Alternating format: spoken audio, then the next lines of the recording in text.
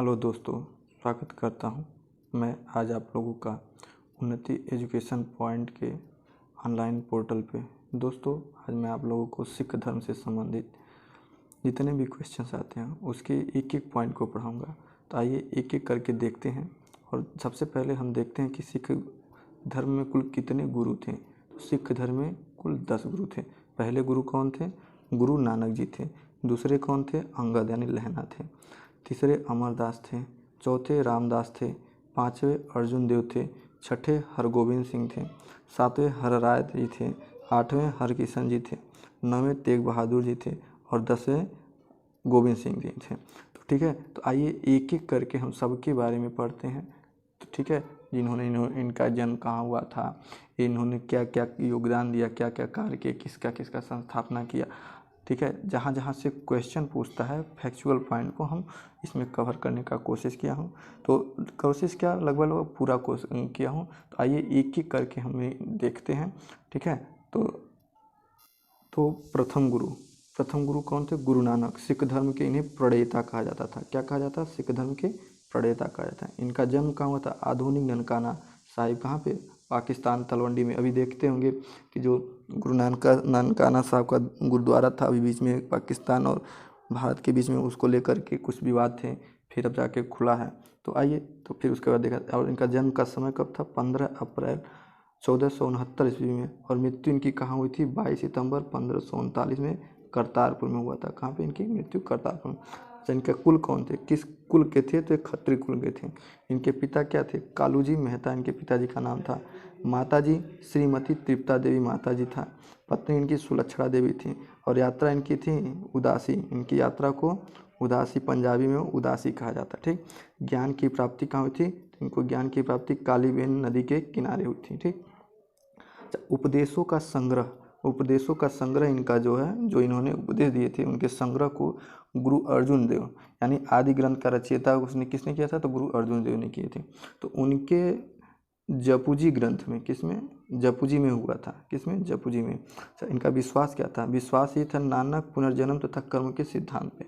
ठीक है, अच्छा, पुनर्जन्म तथा कर्म के सिद्धांत पे था। ठीक, अच्छा, विश्वास इनका हो गया। शिष्य इनके कौन थे? इनके शिष्य लहना अंगद के, जो इनके क्या कहे, इनको बाद में यही उत्तराधिकारी बने। अच्छा, समकालीन किसके थे? तो ये सल्तनत काल के अंतिम शासन। ये भी क्वेश्चन पूछता है यहाँ से भी कि गुरु नानक साहब किसके समकालीन थे? तो सल्तनत काल के अंतिम शासक इब्राहिम लोदी के और महान संत चैतन्य महाप्रभु एवं कबीरदास के क्या थे? समकालीन थे। पूछता है किस संत के और किस शासक के। और इनकी मृत्यु कहाँ हुई थी? हुमायूं के समय हुई थी। ध्यान रहे, इनका मृत्यु भी पूछता है। तो मृत्यु कब हुई थी? तो हुमायूं के समय में हुई थी। इनकी रचना क्या थी? इन्होंने रचना जो किया था, तो बाबर के विषय में इन्होंने क्या लिखा था? एक बाबर वाड़ी लिखा था। ठीक, बाबर वाड़ी की। अच्छा, गुरु अंगद। अब इसके बाद इनके क्या थे? इनके यही कार्य समाप्त हो जाते हैं। लेकिन आइए फिर से एक बार इनको दोहराते हैं। ठीक है, तो सबसे पहले इनका जन्म कहाँ हुआ था? इनका जन्म आधुनिक ननकाना साहिब पाकिस्तान के तलवंडी में हुआ था। 15 कब हुआ था? 15 अप्रैल 1969 में। मृत्यु कब हुई थी? 22 सितंबर 1539 में। अच्छा, कुल कौन थे? खत्री कुल थे। पिता का थे कालूजी मेहता थे। ठीक है, तो ऐसे ऐसे इनका एक एक करके। अब इन्होंने क्या किया था? अपने शिष्य गुरु अंगद जी को क्या बनाए थे? सिखों के दूसरे गुरु इन्होंने बनाया था। इनके क्या थे? शिष्य थे। ठीक, तो गुरु अंगद 1539 से 52 ईस्वी में सिखों के दूसरे गुरु, ठीक है, के रूप में इन्हें। इनके बचपन का नाम क्या था? लहना। किसके? अंगद जी के। इनका भी कुल क्या था? खत्री कुल के थे। ये भी खत्री कुल के। एक गुरु आत्मा, इनका भी कुल क्या था? खत्री थे। एक गुरु आत्मा के क्या थे? किसके प्रतिनिधि थे? तो गुरु के आत्मा के प्रतिनिधि थे। इन्होंने गुरु गद्दी का निर्माण, ठीक, खादुर में। ठीक, कहाँ पे? इन्होंने गुरु गद्दी का निर्माण, सबसे पहले अगर कोई पूछेगा कि गुरु के गद्दी का निर्माण किसने करवाया था, तो गुरु के गद्दी का निर्माण अंगद ने करवाया था। अब इनके कार्य क्या क्या थे? तो कार्य, इन्होंने लंगर व्यवस्था को अस्थायी किया। ठीक, गुरुमुखी लिपि का आविष्कार। पूछता है कि गुरुमुखी लिपि का आविष्कार किसने किया था? तो अंगद या लहना दे देगा। अच्छा, बिलग्राम के युद्ध में इन्होंने शेरशाह से परास्त हुमायूं ने पंजाब में गुरु अंगद से भेंट की, यानी जब बिलग्राम के युद्ध में हुमायूं ने शेरशाह से परास्त होकर के किससे मिला था, तो गुरु अंगद से भेंट किया था। ठीक, सिख धर्म के तीसरे गुरु कौन है, अमरदास, 1552 से 74 ईस्वी तक। ये गुरु अंगद के उत्तराधिकारी थे। कौन थे, गुरु अंगद के। ये वैष्णव धर्म, किसके, वैष्णव धर्म अनुरागी थे। इन्होंने गोइंदवाल में अपनी गद्दी स्थापित की। पूछता है कि किसने अपनी गद्दी गोइंदवाल में स्थापित की, तो गुरु अमरदास ने। इन्होंने कुल कितने 22 गद्दियों की स्थापना की। कुल कितने 22 गद्दियों की स्थापना की और प्रत्येक गद्दी पर धर्म प्रचारार्थ एक महंत की नियुक्ति। इन्होंने सब क्या किया, 22 गद्दियों का निर्माण कराया और प्रत्येक गद्दी पे एक एक को धर्म के प्रचार तथा महंत की नियुक्ति की। और नई विवाह पद्धति यानी लवन, पहले सिख धर्म में लवन, नई विवाह पद्धति को लवन कहा जाता है। इन्होंने किसने प्रारंभ किया, तो गुरु अमरदास ने कहा। इनकी रचनाएं क्या थी, आदि ग्रंथ में। इनकी रचनाएं किसमें संकलित हैं, आदि ग्रंथ में संकलित हैं। और ये पूछता है किसके समकालीन थे, तो अकबर के समकालीन थे। तो गुरु अमरदास, या पूछता जाता है कि कौन से सिख धर्म जो थे अकबर के समकालीन थे, तो गुरु अमरदास। हालांकि कई हैं, अभी और भी आएंगे। अच्छा, इनके पुत्री को, ठीक है,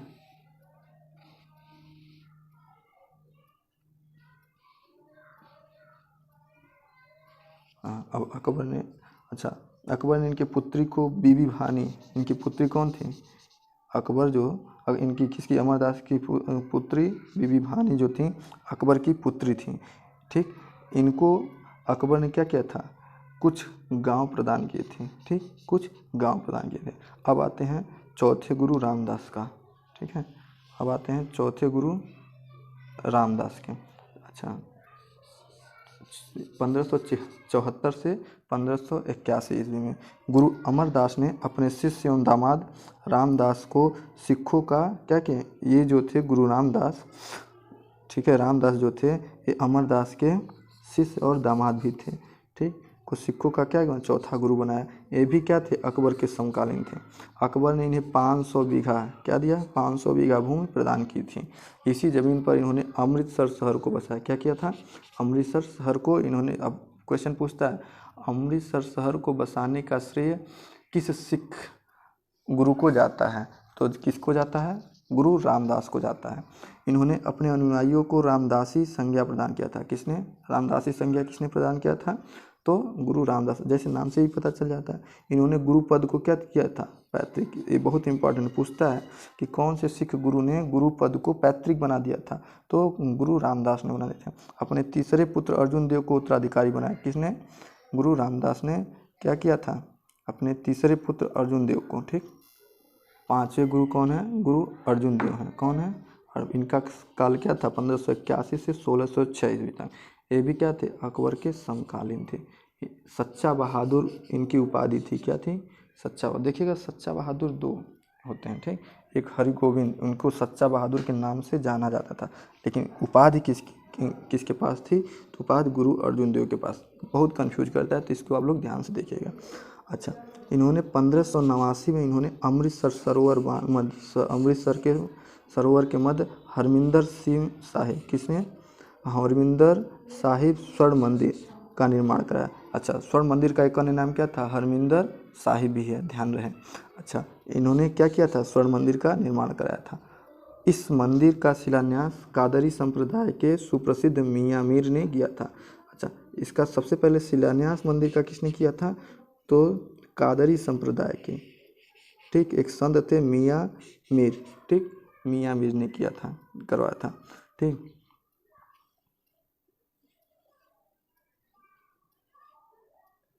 फिर तरन तारन, करतारपुर एवं गोविंदपुर नामक शहरों का बसाव किसने किया था, गुरु अर्जुन देव ने। इन्हें मनसद व मेउरा के भी नाम से जाना जाता है। ठीक, सब क्वेश्चन एक एक, हर एक लाइन में एक एक दो दो क्वेश्चन है, तो आप लोग इसको बहुत ही ध्यान से देखिएगा। ठीक है, तो अच्छा, फिर आध्यात्मिक कर, क्या, एक आध्यात्मिक कर पूरे आय का 10वां भाग क्या था, धर्म अभिवृद्धि के लिए अर्पित करवाया था। इन्होंने क्या किया था, आध्यात्मिक कर। आध्यात्मिक कर में क्या होते हैं, जो मतलब किसी संस्था या धर्म के लिए जो दान दिए जाते हैं, तो इन्होंने क्या किया था, आध्यात्मिक कर लागू किया था। और क्या, अपने जितने भी संपत्ति हो उस संपत्ति के 10वें मतलब उनके आय का 10वां भाग क्या था, धर्म से अभिवृद्धि था, यानी उसमें दान कर के प्रमुख कार्य क्या थे, आदि ग्रंथ की रचना। आदि ग्रंथ की रचना किसने किया था, तो गुरु अर्जुन देव ने। ध्यान रहे, ये पूछता है, बहुत ही इंपॉर्टेंट है। इसमें 5 गुरुओं, 18 हिंदू संतों के उपदेशों, 5 गुरुओं तथा 18 हिंदू संतों का के उपदेशों का संग्रह है। किसमें, तो आदि ग्रंथ में। ठीक है। अब आते हैं सूफी संत फरीद। कौन, सूफी संत फरीद, बौद्ध मतावलंबी जयदेव, हिंदी भाषी संत कबीरदास, रैदास, नामदेव एवं रामानंद जैसे संतों का उल्लेख किसमें किया गया, आदि ग्रंथ में। पूछा भी, क्वेश्चन बहुत पूछता है कि रैदास या नामदेव या रामानंद या संत कबीर का उल्लेख किस ग्रंथ में किया गया है, तो किस में किया गया है, आपका किस में किया गया है, आदि ग्रंथ में किया गया। ठीक। अच्छा, जहांगीर के विद्रोही पुत्र, ठीक, जहांगीर के विद्रोही पुत्र खुसरो को अर्जुन देव ने क्या दिया था, आशीर्वाद दिए थे। कुछ अधिक और कुछ आर्थिक सहायता भी प्रदान किए थे, जिसके कारण जहांगीर ने इन्हें कठोर यातना देकर क्या किया था, 30 मई 1606 को बंदरगीह में ही मार डाला था। यानी पूछता है कि किस गुरु को, ठीक है, जहांगीर ने बंदरगीह में ही मार डाला था, तो किसको, गुरु अर्जुन देव के। ठीक है दोस्तों, तो आज हम लोग 5 देखते हैं और फिर 5 कल देखते हैं। तो ऐसे करके हम लोग 2 पार्ट में देख, चूँकि वीडियो ज़्यादा लॉन्ग हो जाएगा, इसलिए हम सोचे हैं कि जितना पढ़ाया जाए, जितना आप लोग अच्छे से कवर कर लें। ठीक है। इसके बाद जब वीडियो ख़त्म हो जाएगा तो इसका PDF सेम इसी फॉर्म में, जिस फॉर्म में लिखा गया इसी फॉर्म में हम आप लोगों को डिस्क्रिप्शन लिंक के नीचे दे देंगे। ठीक है। अगर आप लोगों को ये वीडियो अच्छा लगता है तो लाइक, सब्सक्राइब और शेयर करना ना भूलें। धन्यवाद दोस्तों।